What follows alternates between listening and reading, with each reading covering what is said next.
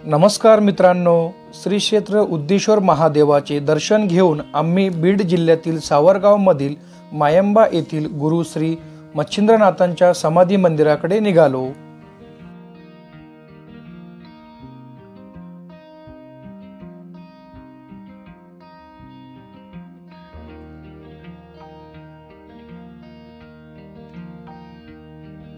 चला तर मग बघूया गुरु श्री मच्छिंद्रनाथांची संजीवनी समाधी।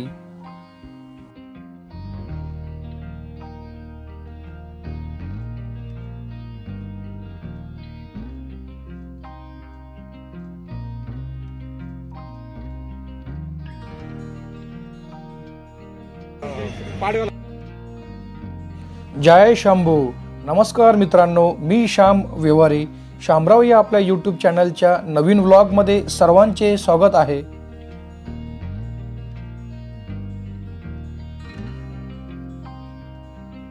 श्रीमद भागवतात उल्लेख केल्याप्रमाणे श्री ऋषभदेवांच्या 100 पैकी 9 नारायण म्हणून प्रसिद्ध असलेल्या 9 मुलांनी जगाच्या उद्धारासाठी अवतार धारण केले आहेत। त्यातील कवी नारायणांनी मत्स्याच्या पोटी अवतारी जन्म घेतला आणि श्री मत्स्येंद्र हे नामकरण धारण केले।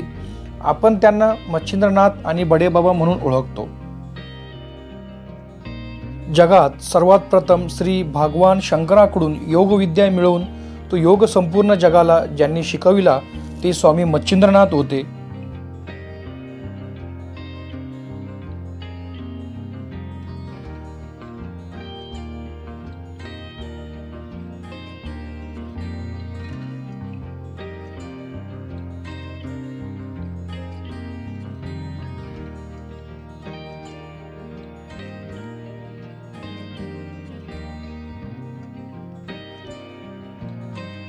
श्री गुरुदेव दत्त। गडावर गेल्यानंतर येथे सर्वप्रथम श्री गुरुदत्तांचे दर्शन घेतले आणि येथे अखंड ध्वनी चालू असते, ती कधीच विझत नाही।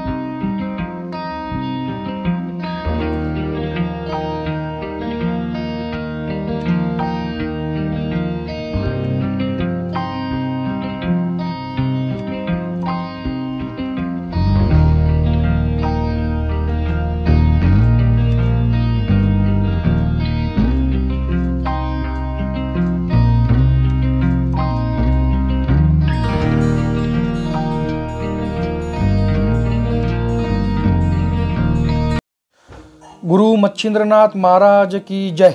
अलख निरंजन आदेश। श्री मच्छिंद्रनाथांनी शाबरी विद्याची निर्मिती केली। ही विद्या खूप शक्तिशाली आहे। नाथांनी जवळपास 6 ते 7 महिने सर्वच देवांना सिद्ध करून शाबरी मंत्र सिद्ध केलेले आहेत।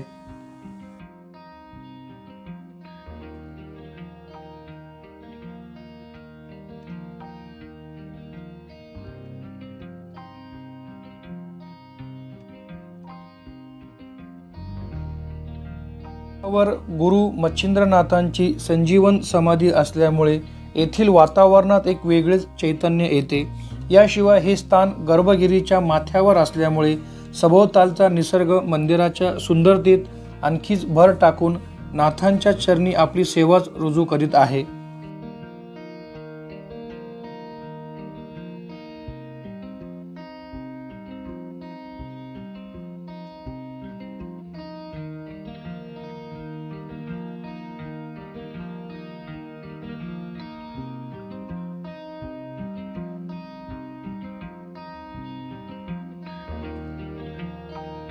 श्री गुरु मच्छिंद्रनाथांची संजीवन समाधीच्या दर्शनासाठी दर गुरुवारी अमावस्या पौर्णिमे नंतर देशभरातून हजारो भाविक दर्शनासाठी येथे येतात।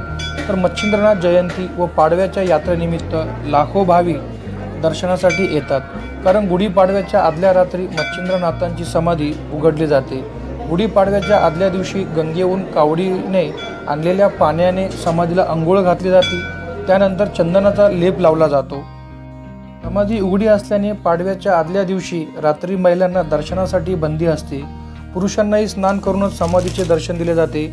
कावडीने पाणी घातल्यानंतर रात्री 12 वाजेनंतर समाधी दर्शनासाठी खुली केली जाते। त्यानंतर पाडव्याच्या पहाटे 5 वाजता आरतीनंतर समाधी पुन्हा झाकली जाते। ती पुन्हा पुढच्या पाडव्यालाच उघडली जाते।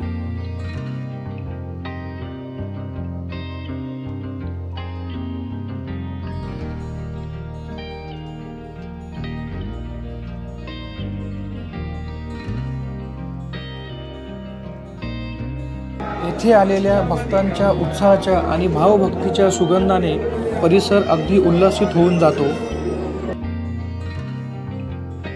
श्री मच्छिंद्रनाथांनी समाधी घेण्याआधी गिरनार पर्वतावर श्री गुरुदत्तांना भेटले व दत्तगुरूंना सांगितले की मी गर्भगिरीच्या डोंगरावर समाधी घेणार आहेत।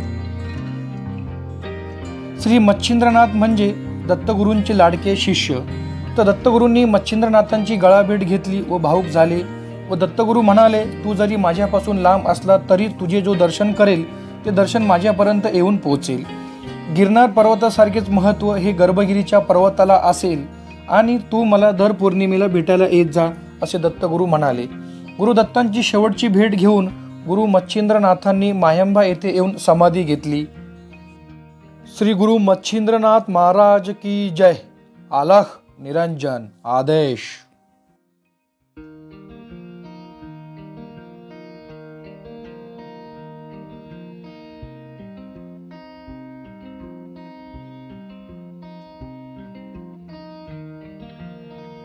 अशा प्रकारे आपले श्री मच्छिंद्रनाथांच्या संजीवन समाधीचे दर्शन पूर्ण झाले। पुढच्या व्लॉगमध्ये आपण येथून 5 किलोमीटर अंतरावर असलेले मढी येथे श्री कानिफनाथ महाराजांचे दर्शन घेणार आहोत।